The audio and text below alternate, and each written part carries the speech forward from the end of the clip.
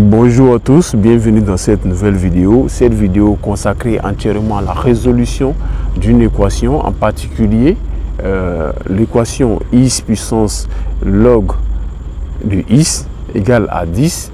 Pour résoudre cette équation, comme toute équation, le but c'est de déterminer l'inconnu. Ici l'inconnu c'est x.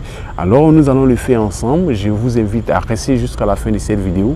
Si vous êtes curieux et que vous avez l'envie de découvrir la solution de cette équation, alors restez et nous allons poursuivre. C'est parti. Ok, donc le point essentiel ici pour démarrer la résolution de cette équation, nous allons faire intervenir la fonction logarithme décimal qui est log en l'occurrence. Donc on peut donc écrire que log de, entre parenthèses, de x puissance log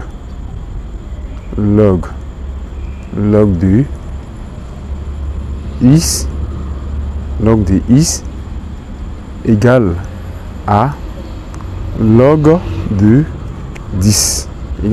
10 ok, donc voici ce qu'on obtient, égal à log de 10. Ok, donc la fonction logarithme décimal se comporte aussi comme la fonction logarithme népérien. Donc cette écriture va nous donner cette écriture, c'est-à-dire log de x puissance log de x, ce qui va nous donner log de x multiplié par log de x. Ok, donc on va l'écrire, ça va nous donner log de x multiplié par log de x qui est égal à log de 10, qui est égal à log de 10, qui est égal à log de 10.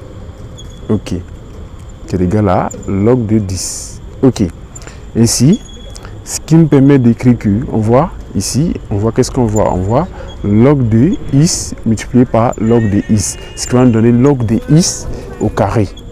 Ok, ceci va nous donner log de x au carré. Donc, on peut donc écrire que ça fait log de x, le tout, excusez-moi, le tout au carré. Log de x, le tout de x, le tout au carré. Ok. Donc, c'est égal à log de 10. Ok. Ici qu'est-ce qu'on voit? Oh, ce qu'il y a remarqué ici est que la fonction logarithme décimal est de la forme, c'est-à-dire, je rappelle une petite formule, si nous avons log de, par exemple, log de b n'est rien d'autre que égal à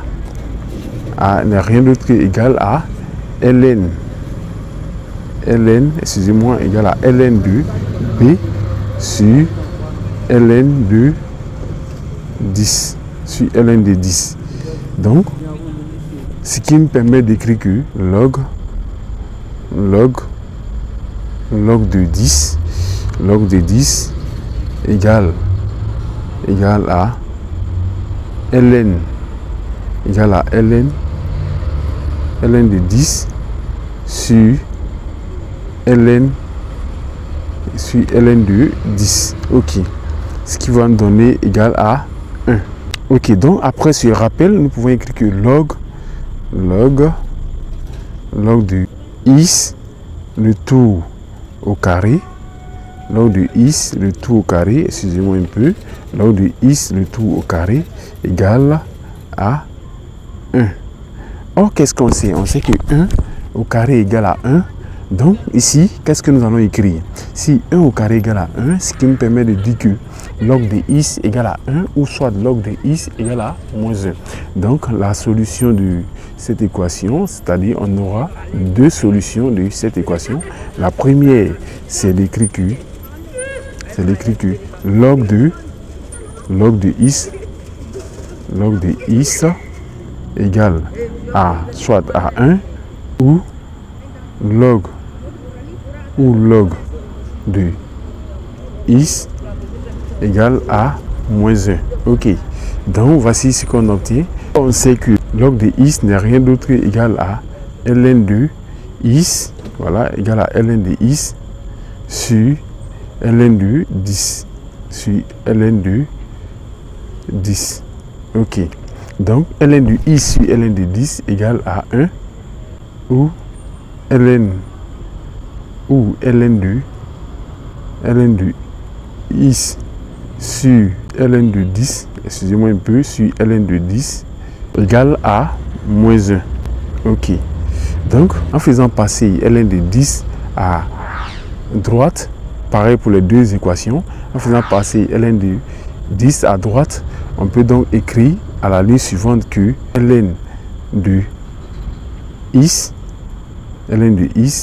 égale à soit à ln de 10, voilà pour la première équation, égale à ln de 10, et pour la deuxième équation, donc ou pour la deuxième équation, on peut écrire que ln de is égale à moins ln de 10. Ok, donc voici les deux équations que nous avons obtenues. La première va nous permettre de dire que is égale à 10, il est clair. La première, cette équation va nous permettre de dire que is égale à 10. Et la seconde, nous allons essayer de faire une petite modification pour avoir la valeur de is, parce que nous avons moins ln de 10. Ok, donc la première, à travers la première équation, on peut écrire que is égale à 10, is égale à 10, et la seconde, donc ou ln de is, pour la seconde, ln de is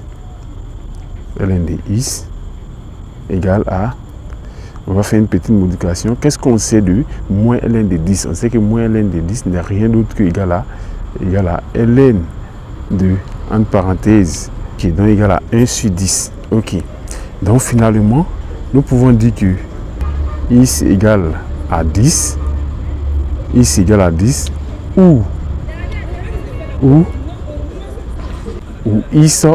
à 1 sur 10. Ok. Donc voici les deux solutions de notre équation. Avant de certifier vraiment que ces deux valeurs de i sont solutions de notre équation, je vais rappeler quelque chose que j'aurais dû mentionner ça dès le départ. Il s'agit ici de l'ensemble des validités. Ok, comme il s'agit de la fonction dans notre équation ici, tout en haut ici, il s'agit de cette équation, donc qui est composée de la fonction logarithme décimal. Donc ici, l'ensemble des validités de cette équation est V, que je devais mentionner depuis le départ, je ne l'ai pas fait, et grand V. Donc l'ensemble des validités grand V est tout simplement l'intervalle ouvert 0 plus l'infini. Intervalle ouvert 0 plus l'infini. Voici l'ensemble des validités. Donc on doit se rassurer que ces deux valeurs que nous avons obtenues de is appartiennent vraiment à l'ensemble des validités. Si ces deux valeurs appartiennent à l'ensemble des validités, alors ces deux valeurs sont solutions de notre équation. Ici on voit que 10 appartient vraiment à l'ensemble, l'intervalle ouvert 0 plus l'infini. Il est aussi valable pour is égale à 1 dixième, qui appartient parfaitement à l'ensemble c'est-à-dire à l'intervalle ouvert 0 plus l'infini. Donc, nous pouvons dire que l'ensemble des solutions dans R, oui, pourquoi pas, dans R, il faut préciser, dans R de notre équation, sont les nombres, c'est-à-dire, mais le plus petit d'abord, c'est très important, sont les deux nombres, c'est-à-dire, sont 1 dixième et 10. Voici les deux solutions. Vous pouvez faire la vérification avec l'équation du départ. Je vous l'assure que le résultat est parfaitement juste. Ok. Donc je vous remercie. Ok, sur ce, je vous remercie d'avoir regardé cette vidéo. Si cette vidéo vous a plu et si ça vous a été utile, surtout, n'oubliez pas d'aimer la vidéo. Et surtout, pour ceux qui ne sont pas abonnés, abonnez-vous. Et on se retrouve à la prochaine vidéo. Au revoir. Ok.